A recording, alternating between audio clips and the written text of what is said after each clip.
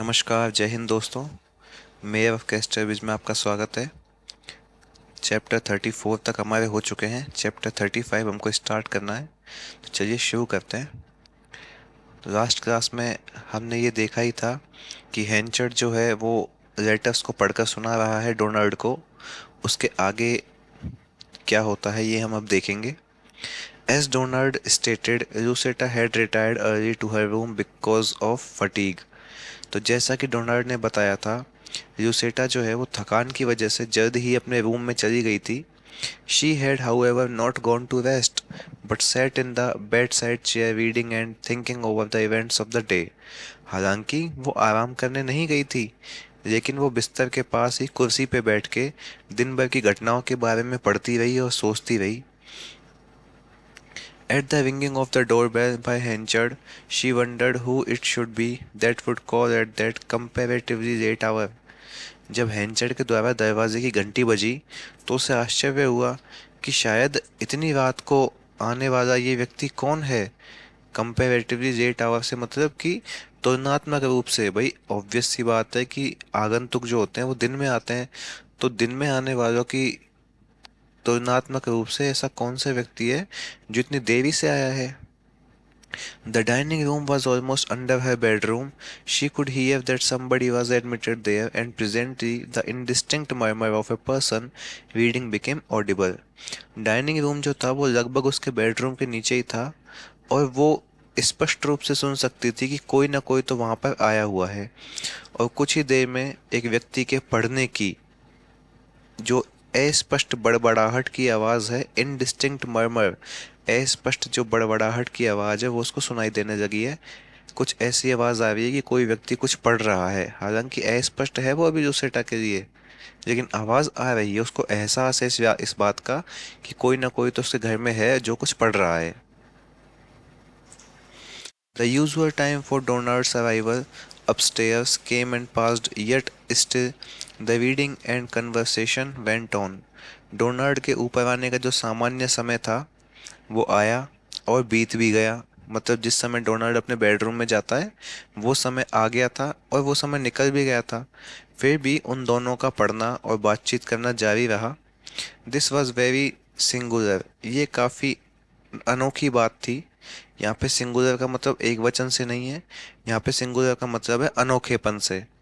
ठीक है, ये काफ़ी अनोखी बात थी क्योंकि डोनाल्ड जो था वो अपने टाइम का काफ़ी पक्का था।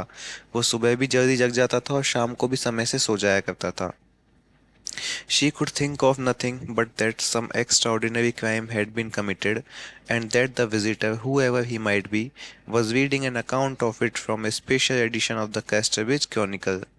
वो कुछ और नहीं सोच पा रही थी सिवाय इसके कि शायद कोई असाधारण अपराध सा हुआ हो, और वो आगंतुक, वो मेहमान, चाहे वो कोई भी हो, वो कैस्टरब्रिज की जो मैगजीन है, क्रॉनिकल है, उसके विशेष संस्करण से शायद उस अपराध का विवरण पढ़ रहा था।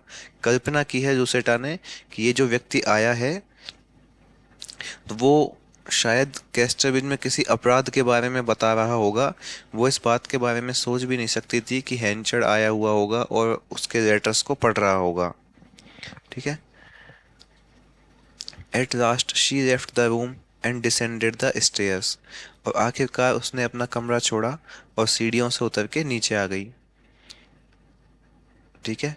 The dining room door was ajar, and in the silence of the resting household, the voice and the words were recognizable before she reached the lower flight. She stood transfixed.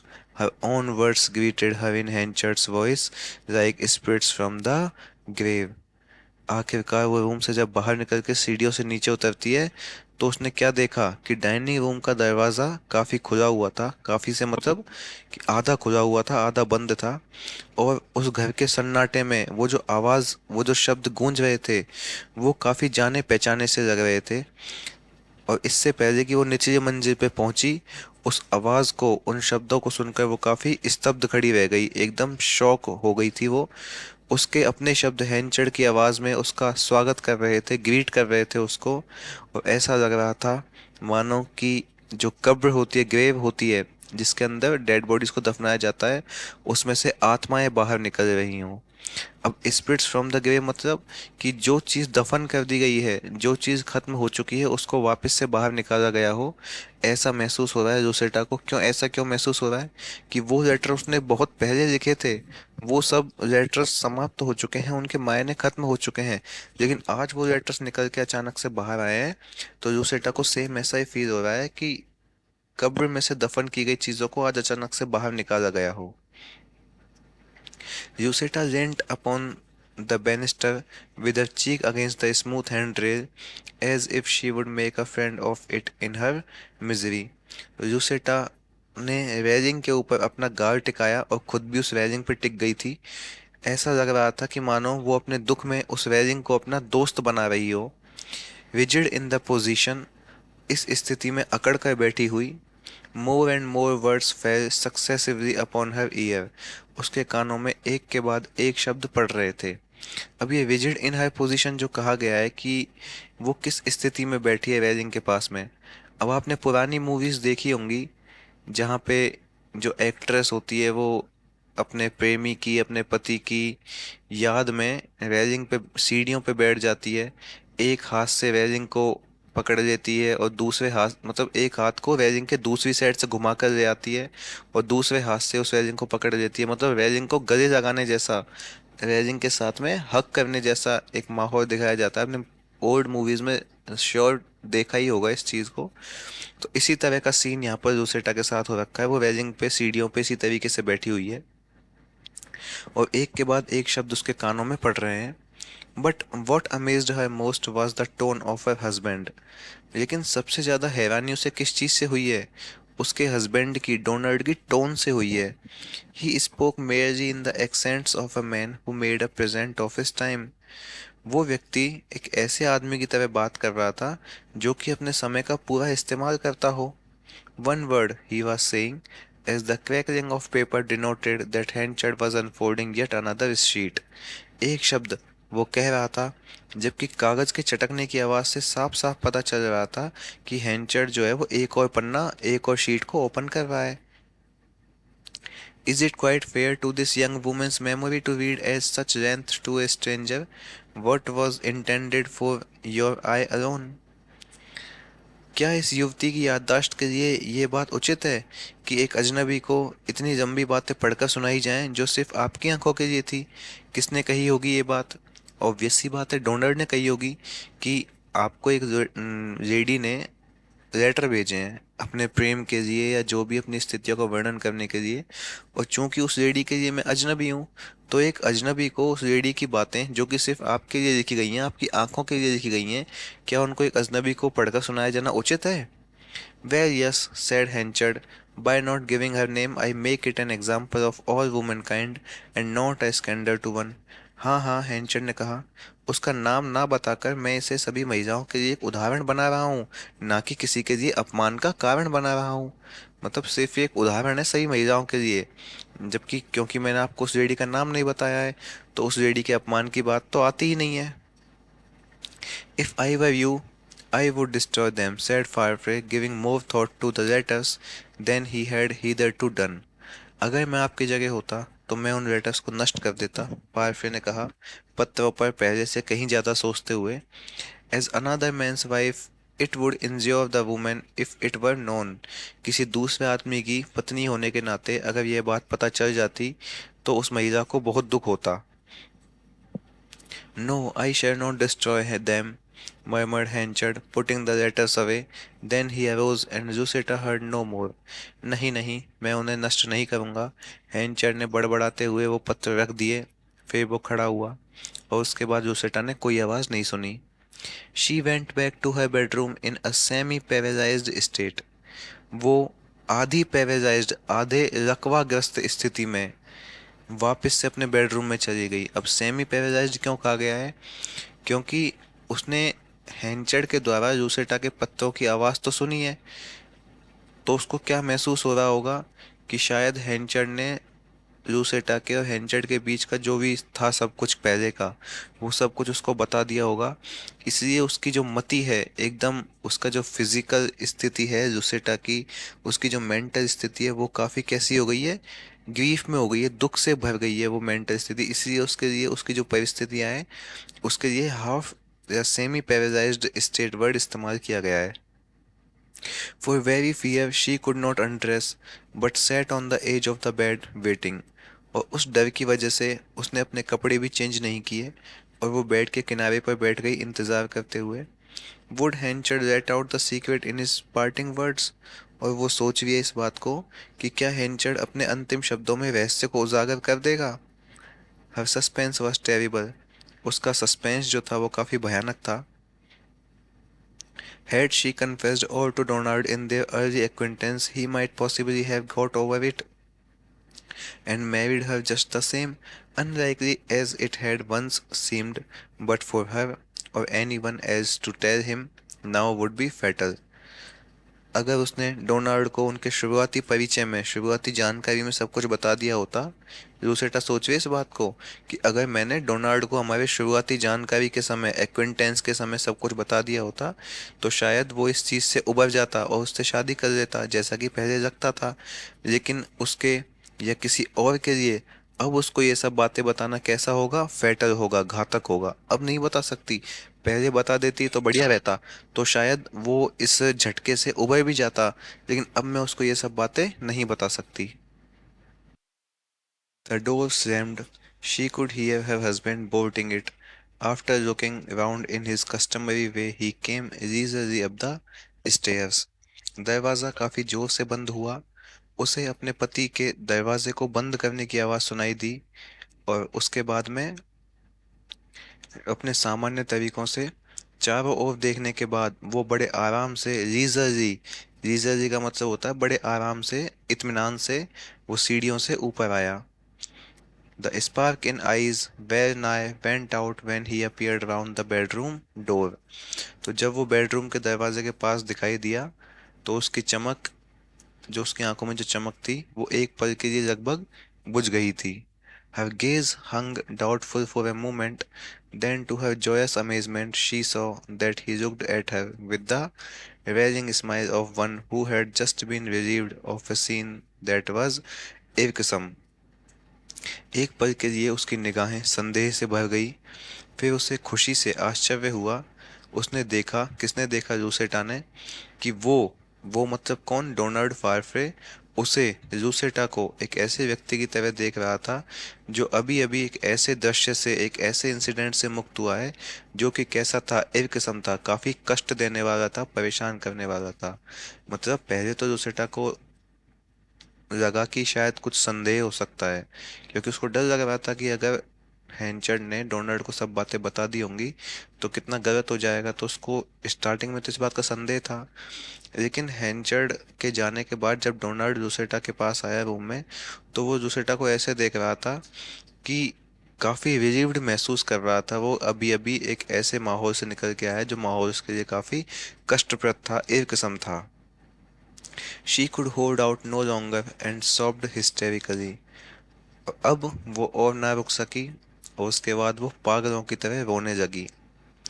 When he had restored her, Farfay naturally enough spoke of Henchard. तो जब उसने अपनी पत्नी को संभाला तो फारफ्रे ने स्वाभाविक रूप से हेंचर्ड के बारे में बात की।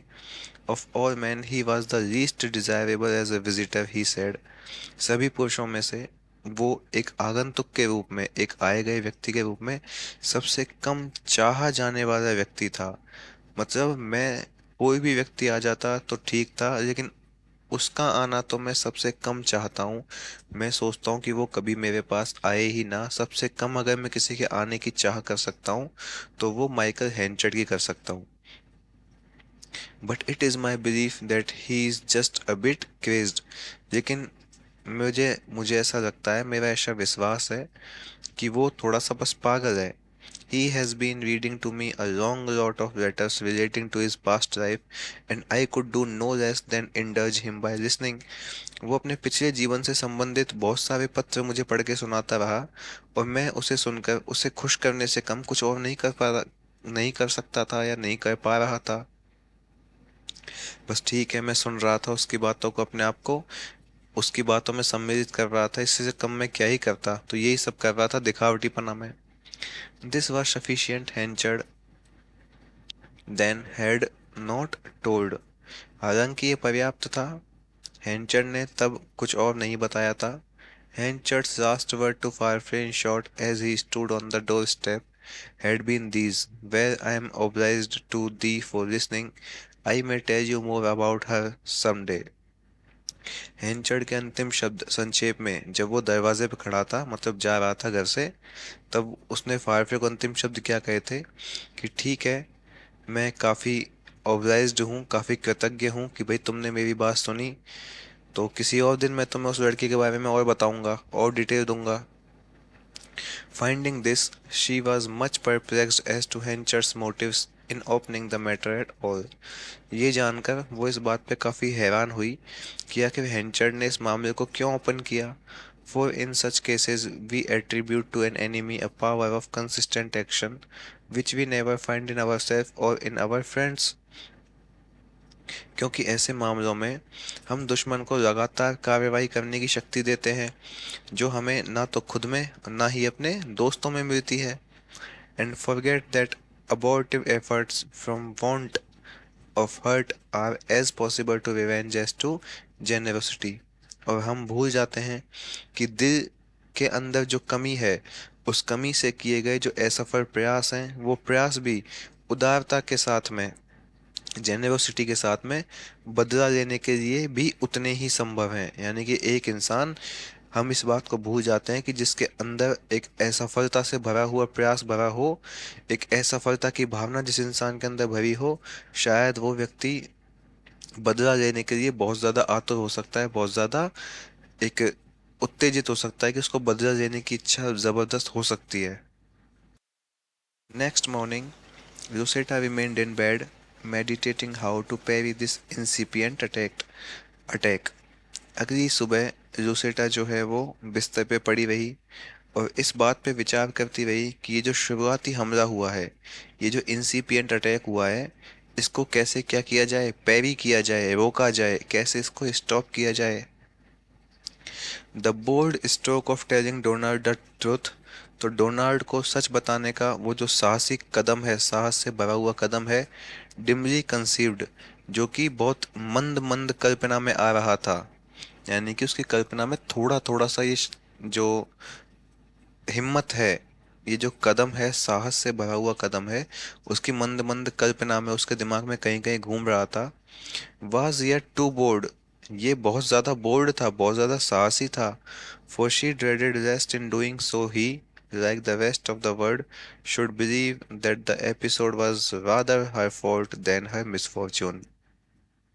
क्योंकि उसे डर था कि ऐसा करने से वह कौन, डोनाल्ड, बाकी दुनिया की तरह यह ना मान ले कि यह घटना उसकी बदकिस्मती की बजाय उसी की गलती थी. तो इस बोल्ड कदम को वो क्यों नहीं उठा रही है जोसेटा, कि वो इस बात को सोच कर डर रही है कि कहीं ऐसा ना हो कि जो बाकी दुनिया समझ रही है कि इस सब में मेरी ही गलती है, कहीं ऐसा ना हो कि डोनाल्ड भी यही समझे कि भाई ये मेरी बदकिस्मती नहीं, मेरे द्वारा जानबूझ के की गई गलतियां थी. She decided to employ persuasion, not with Donald but with the enemy himself. हालांकि फिर उसने बाद में क्या किया है, उसने समझाने का फैसला तो किया है, लेकिन डोनाल्ड को नहीं बल्कि स्वयं दुश्मन को, जो दुश्मन है उसका, उसको, माइकल हेंचर्ड को.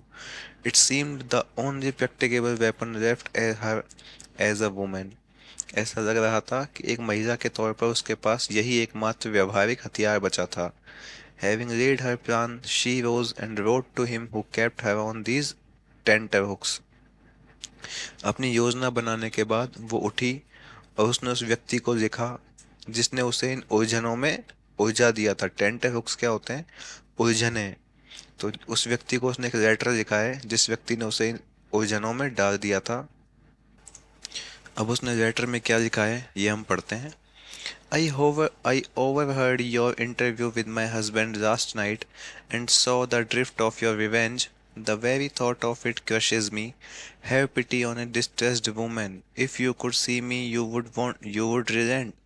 You do not know how anxiety has told upon me lately. I will be at the wing at the time you leave work, just before the sun goes down. Please come that way. I cannot rest till I have seen your face to face. and heard from your mouth that you will carry this horseplay no further. तो वो कहती है कि मैंने कल रात में अपने पति के साथ आपकी बातचीत सुनी थी और आपके जो प्रतिशोध की भावना है, रिवेंज की भावना है, उसको समझा था। इसके बारे में सोचते ही मैं टूट जाती हूँ। एक परेशान महिला पर दया करो। अगर तुम मुझे देख पाते तो तुम भी नरम पड़ जाते। अगर तुम नहीं जानते कि हाल ही में मेरे ऊपर कितनी ज्यादा चिंता हावी हो गई है, तो मैं उस समय वो जो एम्फी थिएटर था ना, द विंग नाम का, उस विंग में पहुंच जाऊंगी जब आप काम छोड़ोगे, और सूरज ढलने से ठीक पहले कृपया आप उस तरफ आइएगा। जब तक मैं आपको आमने सामने नहीं देख लेती और आपके मुंह से ये बात नहीं सुन लेती कि आप इस शरारत को आगे नहीं बढ़ाओगे, हॉर्स प्ले मतलब इस शरारत को आगे नहीं बढ़ाओगे, तब तक मुझे क्या नहीं मिलेगा? चैन नहीं मिलेगा। जब तक मैं आपके मुंह से नहीं सुन लूंगी ना इस बात को कि आप इस शरारत को आगे नहीं करोगे, तब तक मुझे चैन नहीं मिलेगा। To herself, she said on closing up her appeal, if ever tears and pleadings have served the weak to fight the strong, let them do so now. उसने अपने आप से क्या कहा है अपील समाप्त करते हुए, कि अगर आंसू से और विनती से किसी भी तरीके से कमजोर व्यक्ति ताकतवरों से लड़ सकते हैं, उनको अगर आंसुओं से या फिर विनती करने से कमजोर व्यक्तियों को अगर ताकतवरों से लड़ने में मदद मिलती है, तो शायद अब उसको आंसुओं का और विनती का ही सहारा लेना होगा। तो उन्हें ऐसा करने दो। किन्हें ऐसा करने दो? आंसुओं को और विनती को ऐसा करने दो। अगर इन दोनों चीजों से कमजोर व्यक्ति को एक ताकतवर व्यक्ति से जीतने में मदद मिलती है, तो क्यों ना इन दोनों का सहारा लिया ही जाए। With this view, she made a toilet which differed from all she had ever attempted before. ये टॉयलेट का मतलब क्या है यहाँ पे? टॉयलेट का मतलब कोई शौचालय नहीं है। टॉयलेट का मतलब है पहनावा या वेशभूषा। जो वेशभूषा होती है उसका अपीयरेंस। तो वो कहना चाहते हैं यहाँ पे कि इसी क्रम में जब वो हैंचर से मिलने जाने वाली है, तो इसी क्रम में उसने इस दृष्टि से अपना एक ऐसा पहनावा बनाया है, ऐसी वेशभूषा बनाई जो कि उसने आज तक पहले कभी नहीं की थी। कभी भी उसने इस तरह की वेशभूषा बनाने का प्रयास नहीं किया था। आज उसने ऐसी वेशभूषा बनाई है, क्योंकि अब आपको इस बात से अंदाजा लगाना चाहिए कि उसने कैसी वेशभूषा बनाई होगी। हमने लेटर में देखा था कि उसने कहा था कि मैं बहुत चिंतित हूँ, मैं बहुत परेशान हूँ। तो ऑब्वियस सी बात है, अब हैंचर के सामने वो चमक धमक के तो जाएगी नहीं, एक बिल्कुल गरीब दयनीय स्त्री की तरह जाएगी। तो उसी तरह की वेशभूषा की यहाँ पे बात होगी। To heighten her natural attraction had hitherto been the unwearying endeavor of her adult life, and one in which she was no novice. उसने अपना जो प्राकृतिक आकर्षण है उसको बढ़ाना और उसके व्यस्क जीवन के अंदर अपनी सुंदरता को हमेशा निखारते हुए रखना, यही सभी तो किया था आज तक। और वो इन सब चीज़ों में नोवाइस भी नहीं थी, नौसिखिया भी नहीं थी। भाई आज तक उसने क्या किया था? अपने आप को सुंदर बनाया था और अपनी जो जवानी है उसका ज्यादा से ज्यादा प्रदर्शन किया था, और इन सब चीजों में वो कोई नौसिखिया नहीं थी। But now she neglected this. लेकिन अब उसने इस चीज को नकार दिया। क्यों नकार दिया? इसका रीजन मैंने अभी अभी आपको बताया था फर्स्ट लाइन में। लेकिन अब उसने इन सब चीज़ों को नकार दिया, इनकी उपेक्षा की थी। And even proceeded to impair the natural presentation. और यहाँ तक कि वो नेचुरल तरीके से जितनी सुंदर दिखती थी ना, उस सुंदरता को भी उसने बिगाड़ने का प्रयास किया है। मतलब नेचुरली भी वो सुंदर, क्योंकि हमने स्टार्टिंग में देखा था कि भाई नेचुरल ही लूसेटा जो है वो काफी सुंदर दिखाई देती है। तो उसने नेचुरल जो ब्यूटी है अपनी उसको भी कम करने का प्रयास किया है। पहले तो अपने पहनावे को घटिया बनाया है, और उसके बाद जो उसकी नॉर्मल ब्यूटी है, नेचुरल ब्यूटी है, उसको भी कम करने का उसने प्रयास किया है। Beyond a natural reason for her slightly drawn look, she had not slept all the previous night, and this had produced upon her pretty though slightly worn features the aspect of a countenance aging prematurely from extreme sorrow. तो इसी क्रम में उसने अपने थोड़े से उदास चेहरे के लिए उन नेचुरल रीजंस को हटा दिया था। और उसने क्या किया था कि वो पूरी रात सोई नहीं थी, और उस ना सोने की वजह से उसका जो सुंदर, हालांकि थोड़ा सा घिसा पिटा चेहरा, थोड़ा थका हुआ चेहरा, क्योंकि रात को सोई नहीं है, तो उस थके हुए चेहरे पर अत्यधिक दुख आ गया था और समय से पहले बूढ़ा होने का एक एहसास। क्योंकि जब इंसान जो है रात भर सोएगा नहीं तो वो अगले दिन कैसा लगेगा, सुबह थका हुआ लगेगा। और इसने तो शाम को, ऑब्वियस सी बात है, शाम को मिलने की बात रखी होगी एंचर से। तो मतलब आज सुबह वो जागी है, पूरे दिन नहीं सोई, रात को भी नहीं सोई है और कल के पूरे दिन नहीं सोएगी। तो जब इंसान लगभग 36-40 घंटों से नहीं सोएगा तो कितना बूढ़ा बूढ़ा सा थका हुआ सा लगेगा। तो इसी वजह से उसने जानबूझ के ऐसा अपना हाल बनाया है ताकि हैंचर्ड को उसके ऊपर दया आ जाए। She selected as much from want of spirit as design, her poorest, plainest and wrongest discarded attire। और उसने क्या सेलेक्ट किया है? उसने सबसे सादे और बहुत लंबे समय पहले ही त्याग दिए गए अपने जो कपड़े हैं उनको चुना है पहनने के लिए, ताकि वो कैसी दिखे, पुअरेस्ट दिखे, बिल्कुल बेचारी दिखे, प्लेनेस्ट दिखे, एकदम सादा दिखाई दे। ठीक है, और उसके लिए उसने क्या लिया है? लॉन्गेस्ट डिस्कार्डेड अटायर, बहुत समय पहले अपने जो त्याग दिए गए कपड़े हैं उनका इस्तेमाल किया है अपने आप को गरीब और बेचारी दिखाने के लिए। To avoid the contingency of being recognized, she veiled herself and slipped out of the house quickly। तो कोई उसको पहचान ना ले, इस खतरे से बचने के लिए उसने क्या किया है? घूंघट ओढ़ा है और जल्द ही वो घर से बाहर निकल गई। The sun was resting on the hill like a drop of blood on an eyelid by the time she had got up the road opposite the amphitheater, which she speedily entered। तो जब वो amphi theatre के सामने की सड़क पे पहुंची तो उस समय सूरज जो था वो पहाड़ी के ऊपर ब्लड की जो बूंद है, खून की बूंद की तरह क्या कर रहा था? रेस्ट कर रहा था, जिसमें वो एम्फी थिएटर के अंदर उस माहौल में जल्दी से घुस गई। अब खून की बूंद की तरह क्यों कहा गया है? क्योंकि देखिए सूरज जो होता है ना वो सुबह के समय कैसा होता है? केसरिया होता है, सैफरन कलर का होता है। दिन के समय में बिल्कुल ब्राइट होता है, शाइनी होता है। लेकिन जब शाम को सनसेट का समय होता है, जब सूरज का कलर लगभग लगभग रेड जैसा दिखाई देता है, ठीक है, सैफरन वेरी डार्क सैफरन होता है, पूर्ण रूप से रेड नहीं होता है, लेकिन उसकी जो कंपैरिजन किया गया है, इसका जो यहाँ पे मेटाफर यूज किया गया है, मेटाफर नहीं सिमिली यूज की गई है, लाइक का इस्तेमाल आया है ना, like a drop of blood. तो यहाँ पे जो सिमिली यूज की गई है कि like a drop of blood, जो सूरज है ना वो खून की बूंद की तरह पहाड़ी के ऊपर चमकता हुआ दिखाई दे रहा है। और इसी माहौल के अंदर वो जल्दी से एम्फी थिएटर में घुस गई है। द इंटीरियर वॉज शेडोई, अंदर का हिस्सा कैसा था? छायादार था। And emphatic of the absence of every living thing, और हर जीवित चीज की अनुपस्थिति पर जोर दे रहा था, मतलब उसके अंदर कोई भी जीवित चीज नहीं थी। She was not disappointed in the fearful hope with which she awaited him. वो उस भयानक उम्मीद से निराश नहीं थी जिसके साथ वो उसका इंतजार कर रही थी। Henchard came over the top, descended and Lucetta waited breathlessly। Henchard ऊपर आया, नीचे उतरा और लूसेटा सांस रोक कर उसका इंतजार करती रही। But having reached the arena, she saw a change in his bearing। He stood still at a little distance from her, she could not think why। लेकिन उस एरेना में पहुंच के, मतलब बीच का जो हिस्सा है रिंग का, एम्फी थिएटर का, उस एरेना में पहुंचकर उसने, लूसेटा ने हैंचर के व्यवहार में बदलाव देखा। वो उससे थोड़ी सी दूरी पर स्थिर खड़ा हो गया था और वो समझ नहीं पा रही थी कि ये ऐसा क्यों है। Nor could anyone else have known, और ना ही कोई और व्यक्ति जान सकता था। The truth was that in appointing this spot and this hour for the rendezvous, Lucetta has unwittingly backed up her entreaty by the strongest argument she could have used outside words with this man of moods, glooms and superstitions।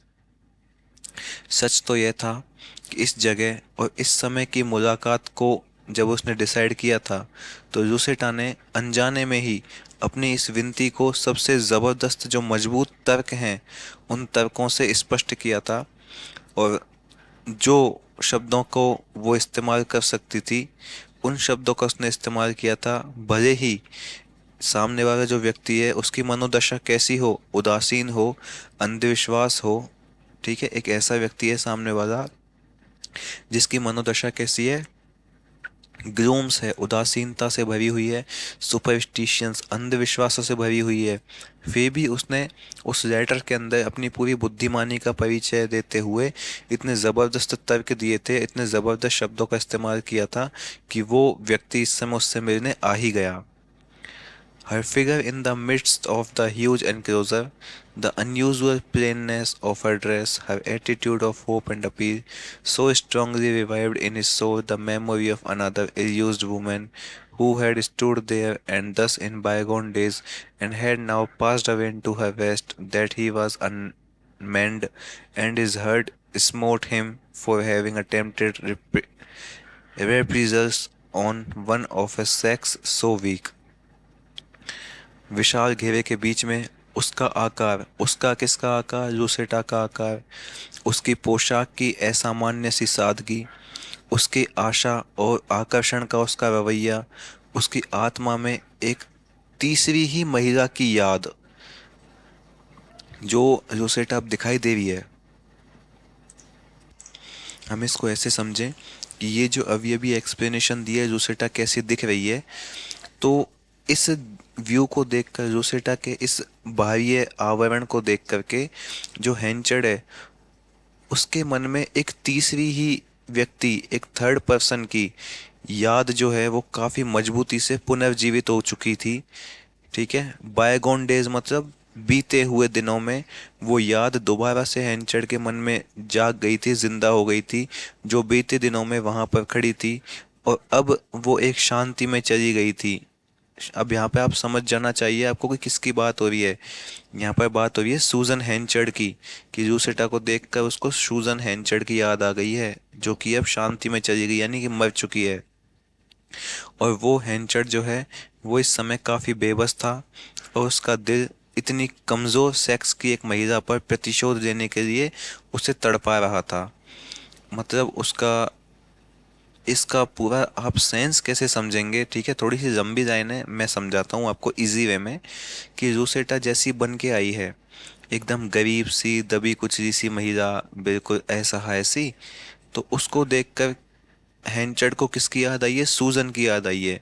और अब उसका दिल इस बात को सोच सोच कर तड़प रहा है कि मैंने एक ऐसी महिला को इतना तकलीफ दी है, उससे प्रतिशोध लेने की मेरे अंदर की जो भावना है, उस भावना के चलते मैंने इस महिला का घर तोड़ने की, इससे बदला लेने की, इसको कष्ट पहुंचाने की कोशिश की है। तो मैं कैसा आदमी हूँ, उसका दिल उसको इस बात के लिए तड़पा रहा है कि मैंने एक कमजोर लिंग की महिला, कमजोर लिंग से मतलब जिस समय ये नोवेल लिखा गया है इस समय काफी पुराना नोवेल है, तो यहाँ पर महिलाएं जो हैं वो समाज में बहुत पुरुषों के बराबर का दर्जा उनका नहीं है। ठीक है, तो इसलिए वो कह रहा है कि भाई अगर मेरी मर्द से मर्द की कोई लड़ाई हुई होती तो कोई दिक्कत नहीं थी, लेकिन मैंने वीक सेक्स की एक पर्सन, वीक सेक्स का पर्सन मतलब एक महिला से बदला लेने के लिए मैंने इस तरह की हरकत की है, तो उसको अपने अंदर एक ग्लानि महसूस हो रही है, एक गिल्ट महसूस हो रहा है। When he approached her, जब वो उसके पास गया, and before she had spoken a word, और उसके एक शब्द बोलने से पहले ही her point was half gained, उसकी आधी बात समझ में आ चुकी थी। His manner as he had come down had been one of cynical carelessness. नीचे आते समय उसका व्यवहार कैसा था, सिनिकल केयरलेसनेस मतलब संदेह से भरा हुआ लापरवाही वाला व्यवहार था। But he now put away his grim half smile and said, in a kindly subdued tone, good night to you. Of course, I am glad to come if you want me. लेकिन अब उसने अपनी जो गंभीर आधी सी मुस्कान है उसको दूर किया और एक दयालुता से भरे हुए धीमे स्वर में कहा कि शुभ रात्रि, अगर आपने मुझे बुलाया है तो निश्चित है मुझे आने में काफ़ी खुशी हुई है इस समय। ओ थैंक यू, शी सेड एप्रीहेंसिवली। ओ धन्यवाद, उसने एप्रीहेंसिवली कहा है, मतलब आशंका से कहा है, उसके मन में कहीं ना कहीं कोई आशंका है, तो उस आशंका के व्यवहार से उसने कहा है। I am sorry to see thee looking so ill, he stammered with unconcealed compunction. तो मुझे ये देखकर काफ़ी दुख हो रहा है कि आप इतनी परेशान दिख रही हैं, इर दिख रही हैं, बीमार दिख रही हैं। ठीक है। और इस बात में क्या था, अनकंसील्ड कंपंक्शन था, मतलब एक स्पष्ट पश्चाताप था। उसकी इस बात के अंदर स्पष्ट पश्चाताप था।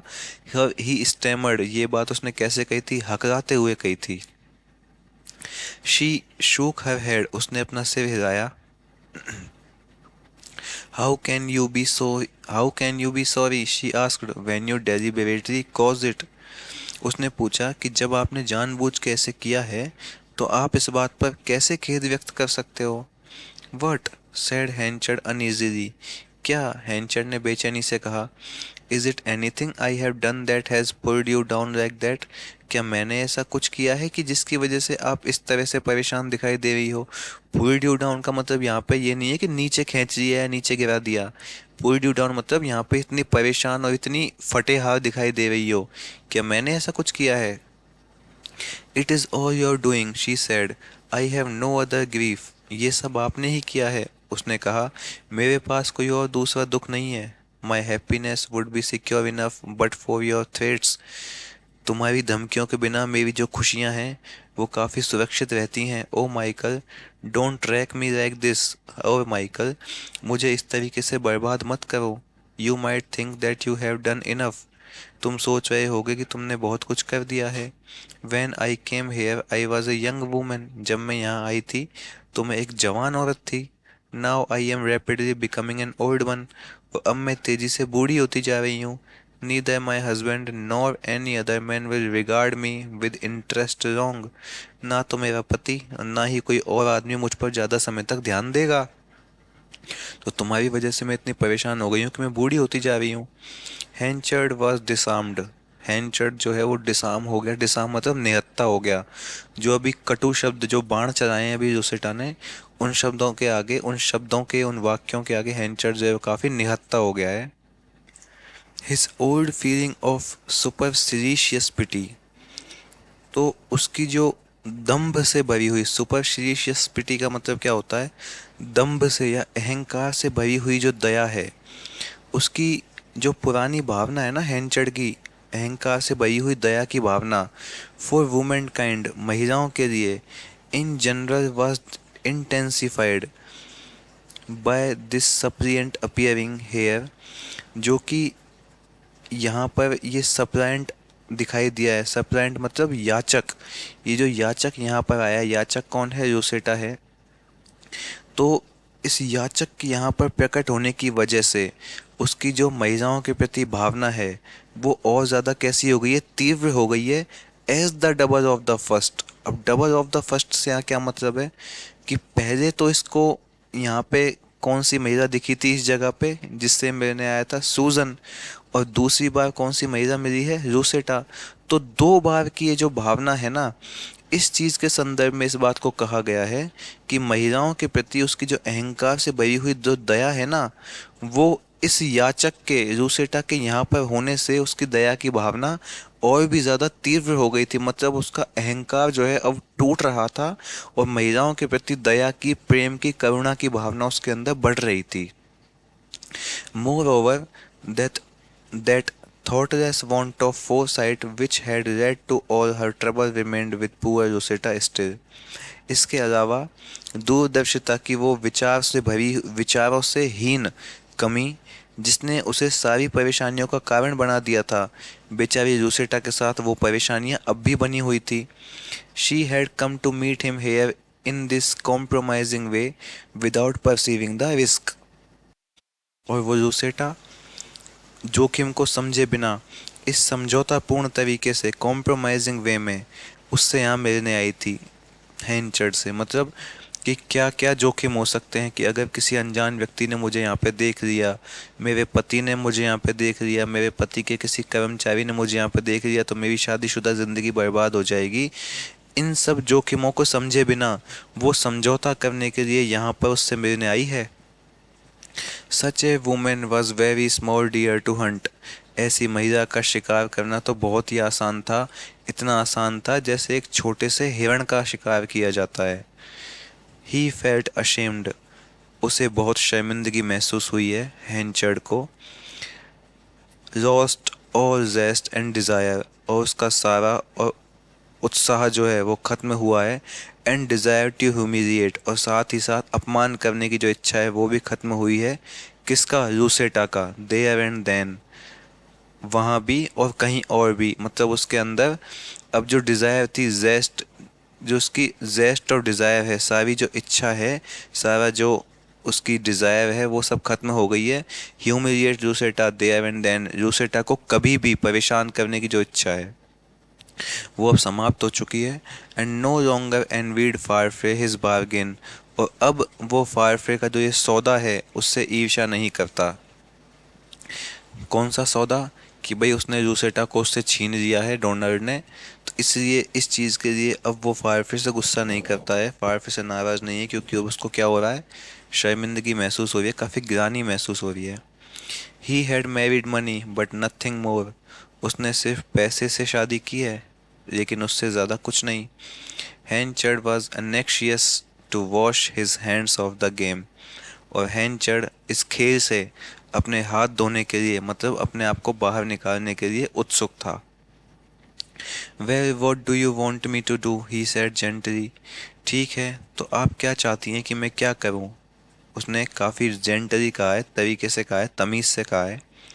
I am sure I shall be very willing, मैं श्योर हूँ, मैं यकीन से कह सकता हूँ कि आप जो भी कहेंगी मैं उसके लिए तैयार हो जाऊँगा। My reading of those letters was only a sort of practical joke and I revealed nothing, कि वो जो लेटर्स थे, उन लेटर्स को पढ़ना मेरे लिए एक तरह का मजाक था, और मैंने कोई भी उजागर नहीं किया है राज को, मतलब ना तो मैंने कोई नाम उजागर किया है, ना मैंने कोई पहचान उजागर की है, तो वो सिर्फ एक प्रैक्टिकल जोक था, मैंने तुम्हारा या किसी का नाम उजागर नहीं किया है। To give me back the letters and any papers you may have that breathe of matrimony or worse. तो लूसेटा कहती है कि मुझे वो पत्र और वो कागजात लौटा दो जो तुम्हारे पास विवाह या उससे भी बुरे संबंध की बातें करते हों, वो सारे लेटर मुझे लौटा दो। सो बी इट, ऐसा ही होगा। Every scrap shall be yours, हर एक टुकड़ा तुम्हारा होगा। But between you and me Josetta, लेकिन तुम्हारे और मेरे बीच जोसेटा, he is sure to find out something of the matter sooner or later, जल्द ही या बाद में वो कभी ना कभी इस मामले का पता लगा ही देगा। कौन? Donald Farfrae. Ah, she said with eager tremulousness, अच्छा, उसने उत्सुकता से कांपते हुए कहा है। ट्रेमुलसनेस मतलब कांपते हुए कहा है। But not till I have proved myself a faithful and deserving wife to him, and then he may forgive me everything, लेकिन जब तक उसको इस बात का पता चलेगा ना, उसके लिए कह रही है वो इस चीज़ को कि आगे भविष्य में क्या होगा। तो यहाँ पे इसका पूरा सेंस क्या है कि but not till I have, लेकिन तब तक नहीं जब तक कि मैं उसके लिए एक वफादार और योग्य पत्नी साबित नहीं हो जाती, तब तक उसको पता नहीं चलेगा इस बात का, जो हेंचर्ड कह रहा है ना कि आज या जल्दी या बाद में कभी ना कभी तो पता लगा ही देगा। तो लूसेटा इस बात का जवाब देती है कि जो भी होगा, लेकिन वो तब तक नहीं पता लगा पाएगा जब तक मैं उसके लिए एक वफादार और योग्य पत्नी साबित नहीं हो जाती, और तब अगर उसे पता चल भी जाएगा तो वो मुझे इन सब चीज़ों के लिए माफ़ कर देगा। Henchard silently looked at her. He almost envied Farfrae such love as that even now.